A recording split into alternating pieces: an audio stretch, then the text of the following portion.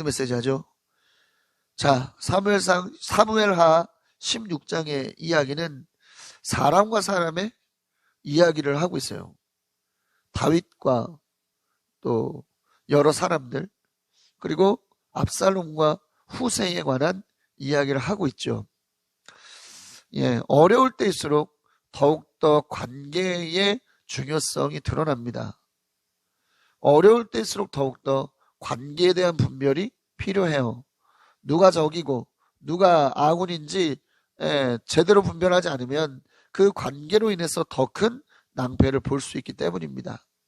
자, 그렇다면 우리는 이 말씀을 통해서 그러한 일에 관한 어떠한 비결과 또 어떠한 영적 원리를 배울 수 있을까요? 본문을 좀 깊이 살펴보면서 이러한 부분들을 생각해 보도록 하겠습니다. 첫 번째 단락입니다. 1에서 14절 아군과 적군, 두 번째입니다. 아군과 적군. 자, 우리가 지난 장의 마지막 단락에서 다윗에게 나오는, 도망가는 다윗에게로 나오는 다윗의 아군들을 살펴봤습니다. 자, 그런데 이 단락에서도 두 명의 사람이 등장하는 것을 볼 수가 있어요. 자, 첫 번째 사람은 누구냐면 무비보셋의 종 시바라고 하는 사람이 나옵니다. 여러분, 시바에 대해서 여러분 알고 계시죠? 다윗이 요나단과의 약속을 생각해서 요나단의 자식 무비보셋을 특별 대우하는 그때에 누구를 만납니까? 사울의 종이었던 시바를 만나게 되고, 무비보셋에게 사울의 재산을 돌려주면서, 사울의 땅을 돌려주면서 그 땅을 경작할 책임, 그 재산을 관리할 책임자로 누구를 세웠습니까? 시바를 세웠습니다. 그 사람이 지금 다윗 앞에 나온 거예요. 근데 그냥 빈손으로 온 게 아니라 뭘 어떻게 나왔습니까? 나귀 2마리에 안장을 얹고 그 위에 각종 음식들을 잔뜩 가지고 왔어요. 빵 200개, 건포도 뭉치 100덩이, 또 여름과일 100개, 그리고 포도주 한 가죽 부대를 싣고 온 것이죠.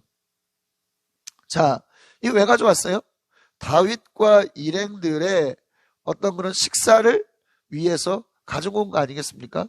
아주 먼 길을 갈지 모르기 때문에, 또 지금까지 먼 길을 왔기 때문에 에너지가 필요할 거 아닙니까? 배고플 거 아니겠어요? 그러니까 뭐예요? 그들을 위로하기 위한 음식이었다는 것이죠. 자, 시바 입장에서 볼 때 지금 어떻습니까? 압살롬의 기세가 세기 때문에 압살롬이 전쟁에서 이길 수도 있는 상황이었어요.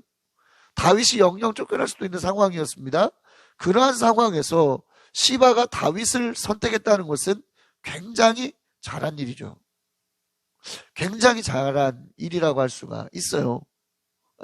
시바는 뭔가 안목이 있는 것은 분명합니다. 사람을 볼 줄 아는 안목, 이 상황을 읽을 줄 아는 안목이 분명히 있는 사람이에요.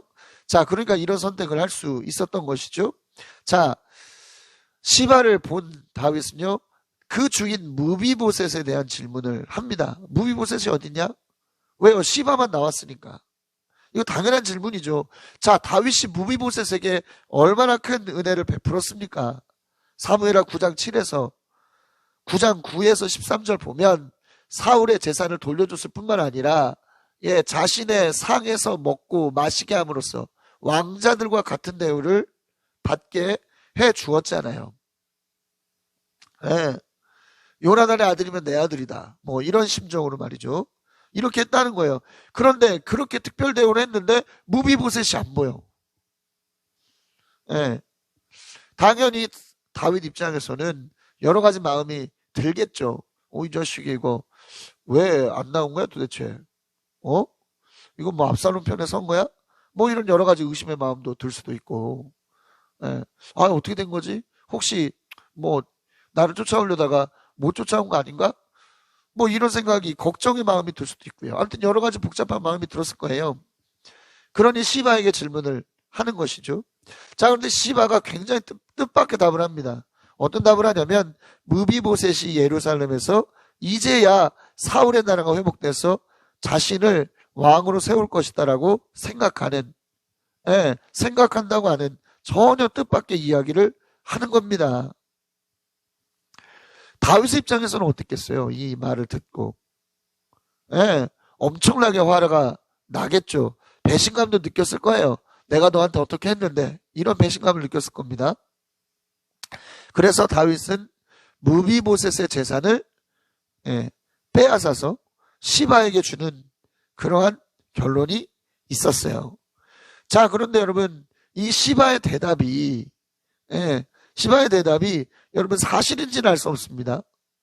왜냐하면 성경이 지금 구체적으로 그 상황을 기록해 놓고 있는 것이 아니기 때문에, 오직 시바의 말로써 그런 일이 있었다라고 하는 것만 기록하고 있기 때문에 이 이야기가 사실인지는 알 수 없어요. 또 사무엘하 19장 24절 30절을 보면 다윗이 예루살렘에 돌아왔을 때 변명하는 무비보셋의 이야기를 들어보면 또 그럴 것 같아, 그럴 수도 있었겠다라는 생각이 또 들기도 합니다. 자, 하지만 다윗은 지금 어려운 상황이고 급박한 상황이었기 때문에 시바의 이야기만 들을 수밖에는 없었죠. 보이는 대로만 파악할 수밖에는, 받아들일 수밖에는 없었어요. 우리도 그러지 않습니까? 뭐 급할수록 상대방의 이야기에 대한 팩트, 진위를 파악하기보다는 그 사람의 말을 액면 그대로 받아들일 때가 많죠. 그러다 어떻게 됩니까? 낭패를 보게 될 때가 굉장히 많아요. 낭패를 보게 될 때가 굉장히 많은 것을 볼 수 있습니다.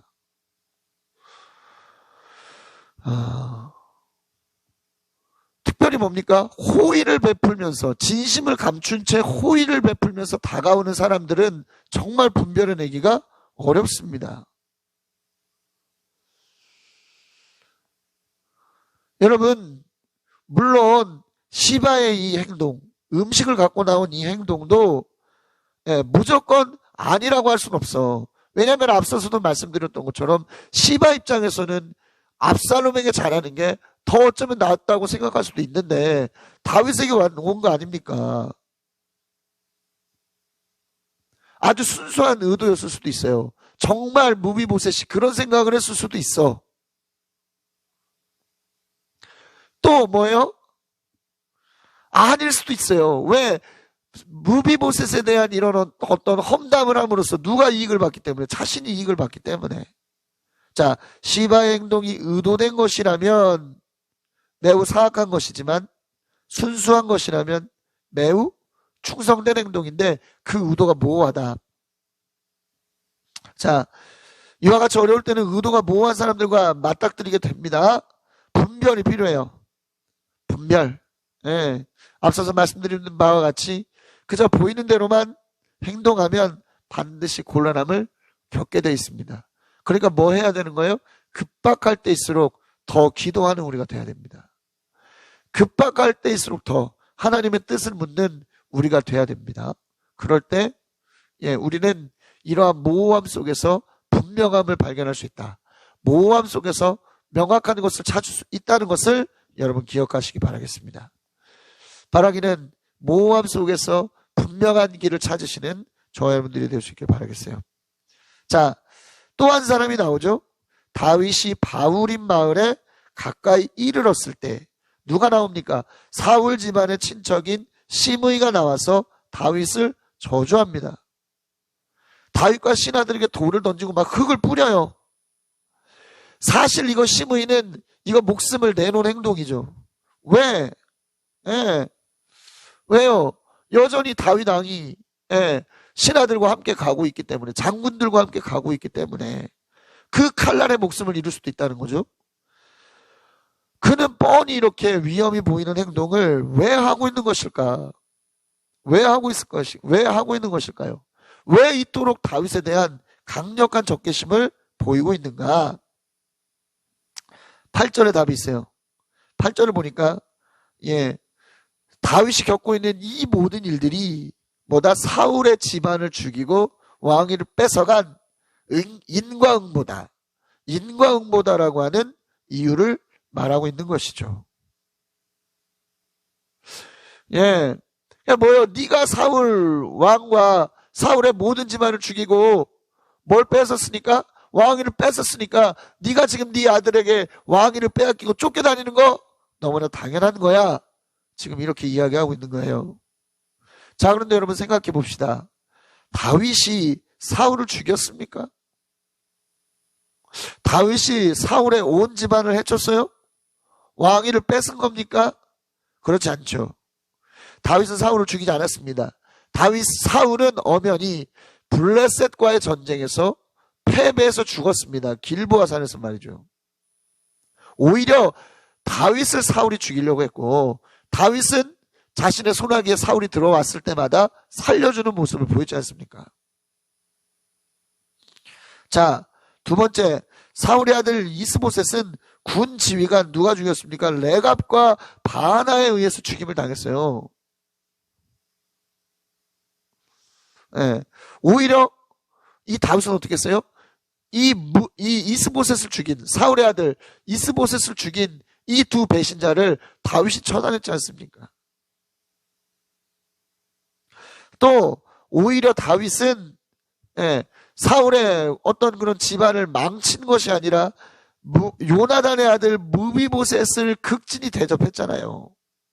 그렇기 때문에 결국 시므이의 모든 저주는 허황된 것에 불과하다는 것이죠. 시므이는 그저 원망의 대상이 필요할 뿐이었다라는 거예요. 여러분, 감정에 심취해버리면, 감정에 사로잡혀버리면 팩트는 보이지 않습니다. 사실은 보이지 않아요. 그냥 어떤 사실이 있어도 그저 덮어놓고 너 때문이야만 하게 되는 거예요. 네. 자, 그런데 다윗은 시므이를 살려줍니다. 예, 아비새가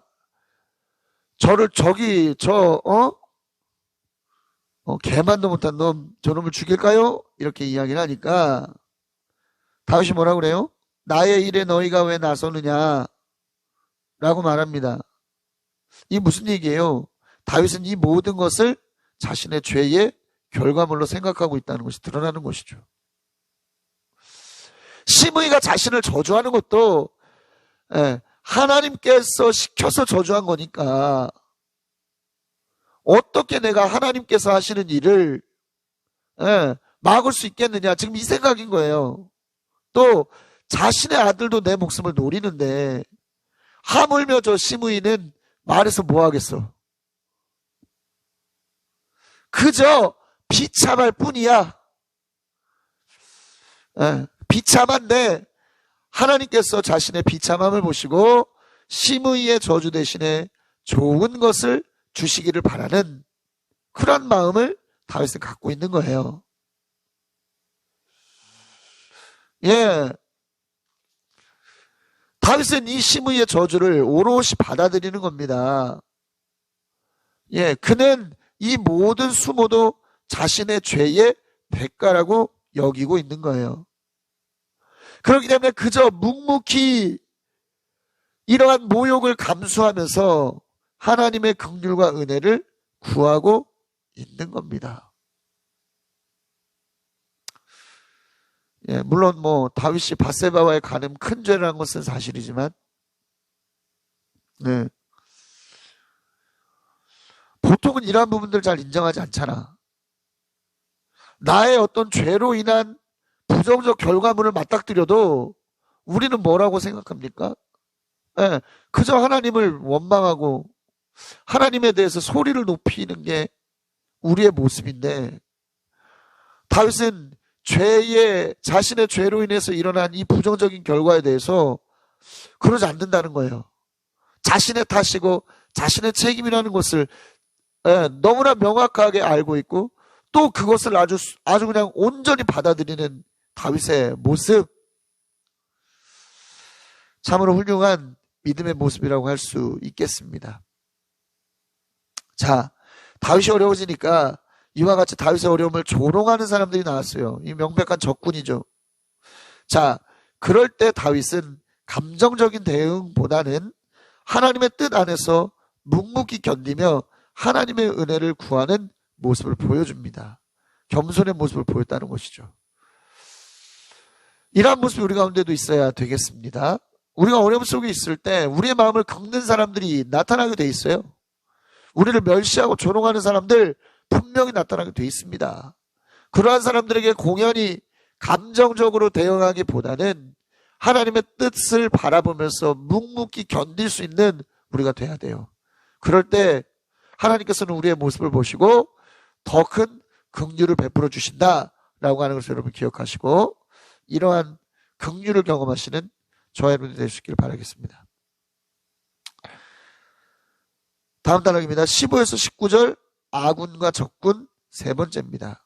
자, 압살롬이 드디어 예루살렘에 입성을 합니다. 아히도멜도 함께 입성을 해요. 압살롬과 아히도멜이 이 반역의 핵심 인물이야. 자, 그때 그들 앞에 누가 나타납니까? 후세가 나타나죠. 다윗의 친구 후세가 나타납니다. 그래서 압살롬에게 전향을 해요. 위장 전향을 합니다. 물론 처음에는 압살롬이 경계를 하죠. 예, 이게 친구의 도리냐 이래가매 왜 너는 아버지를 따라가지 않고 나에게 나왔느냐 뭐 이래가매 경계심을 보여줍니다. 자, 그때 이 후세가 뭐라고 답을 합니까? 저는 하나님께서 뽑으시고 백성과 이스라엘 사람이 뽑아 세운 분의 편이 되어 그분과 함께 지낼 작정입니다. 제가 전에 부왕을 섬긴 것 같이 이제는 임금님을 섬기겠습니다. 이런 말로 어떻게 합니까? 이 압살롬의 경계심을 풀고 압살롬의 편이 되었다라는 것이죠. 자, 그런데 이 말을 보면 이 후세가 한 말을 보면 사실은 이게 압살롬에게 하는 말이 아니라 다윗에게 하는 말이죠. 왜요? 압살롬은 하나님께서 뽑은 사람이 아니잖아. 또 백성과 온 이스라엘 사람이 뽑아 세운 사람이 아니잖아요. 이 조건에 합당한 사람은 누굽니까? 다윗이죠. 그런데 지금 뭐 어떤 생각을 갖고 있어? 압살롬은 자신이 이런 조건에 부합한 사람이라고 지금 생각하고 있잖아요. 교만한 마음을 갖고 있잖아요. 자, 교만한 마음이 눈을 가려버리니까 이게 적인지 아군인지 구분이 돼 안 돼? 안 된다라는 것이죠. 그래서 그는 후세의 말에 금방 넘어가고 말았습니다.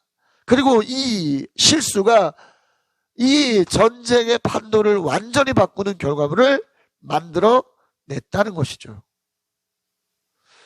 교만으로 인한 한 번의 실수가 자신의 모든 것들을 어그러뜨리는 것을 그런 실수를 지금 압살롬이 범하고 있는 겁니다. 자, 우리도 이러한 압살롬의 모습에서 반면교사를 삼아야 하죠.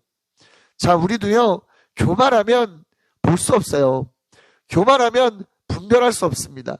내가 교만하면 내 주위에 어떤 사람들만 몰립니까? 아부하는 사람들, 아첨하는 사람들, 속삭이는 사람들만 모이게 되었어요.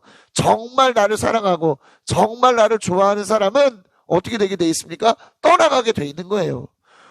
우리 스스로가 누가 나를 정말 사랑하는 사람이고 누가 나에게 아첨하는 사람인지를 분별할 수 없기 때문에 이런 일들이 생긴다는 것이죠. 우리는 분별할 수 있는 사람이 되어야 됩니다. 그러기 위해서는 교만을 벗어버려야 되는 거예요.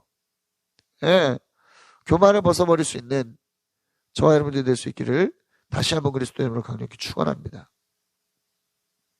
자, 다음 단락으로 가겠습니다. 20에서 23절 하나님의 말씀이 이루어지다입니다. 자, 압살롬이 아히도벨에게 먼저 해야 될 일이 뭔가를 묻습니다. 그러자 아히도벨이 부왕의 후궁들과 동침해서 사람들의 사기를 북돋자고 말해요. 여러분, 압살롬에게 제안한 이 행동은요 굉장히 큰 배륜이죠. 왜요? 압살롬의 후궁, 그러니까 다윗의 후궁이 누구야? 압살롬의 계모 아닙니까? 그러면 왜 계모를 범하는 행동을 통해서 군사들의 사기, 압살롬과 함께하는 사람들의 사기를 높이자고 한 것일까? 자, 이러한 충격적 행동으로 다윗과의 완전한 결별을 선언할 수 있기 때문입니다. 돌아올 수 없는 강을 건넌 거 아니야. 그러니까 사람들도, 백성들도 어떻게 되는 거예요? 압살롬을 따르는 사람들도 어떻게 해야 돼, 이제? 압살롬을 따라서 강을 건널 것인지, 아니면, 다윗에게로 갈 것인지를 이제 결정해야 되는, 상황이 생기는 거예요. 근데 이미 반란군에 가담을 한 몸이기 때문에 어떻게 하겠습니까? 대부분의 사람들은 완전히 압살롬에게로 기우는 그러한 효과가 일어나지 않겠습니까? 바로 그것을 유도하는 거죠. 또 한 가지 의미가 있습니다. 왕의 부인을 취한다는 것은 그 왕의 왕권을 이양받는다라고 하는 의미도 있어요. 그렇기 때문에 지금 압살롬이 자신의 아버지의 후궁을 취한다고 하는 것은 어떤 의미도 있는 겁니까?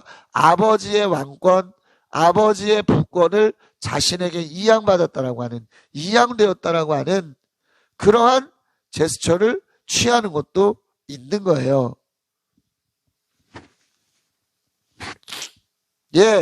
이런 여러 이유로 인해서 지금 후궁들을 범하는 행동을 하는 겁니다. 자, 그런데 여러분, 대낮에, 그래서 옥상에다가 뭘 폈어요? 장막을 딱 쳐놓고 사람들이 다 보는 앞에서 압살롬이 10명의 후궁과 동침을 하는 겁니다.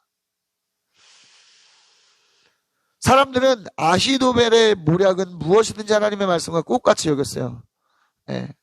정말 이 사람 하나님의 지혜를 소유한 사람이구나, 이런 생각을 했다는 거예요. 다윗도 그랬고 압살롬도 그랬다는 것이죠. 아히도벨은 이와 같이 뛰어난 전략가였습니다. 다윗 때에도 탁월한 전략을 제시했고 압살롬 때도 그랬다는 거예요. 그의 이번 전략은 압살롬의 반란 상황에서도 빛이 납니다. 그러나 중요한 것은요, 여러분, 이것은 그의 전략인 것처럼 보이지만 실상은 하나님께서 하신 것이다라는 거예요. 왜요? 하나님의 말씀을 이루기 위해서라는 거죠. 사무엘하 12장 11에서 12절을 보면 다윗의 죄를 책망하시면서 뭐라고 말씀하세요? 내가 너의 부인을 너와 가까운 사람에게 주겠다. 너는 밤에 은밀히 했지만 나는 백주에 이런 일을 행하겠다. 주님 말씀하셨어요. 바로 그 말씀이 압살롬의 이 후궁을 취한 행동을 통해서 이루어지고 있는 것이죠. 그러니까 하나님이 하신 거예요, 이것은.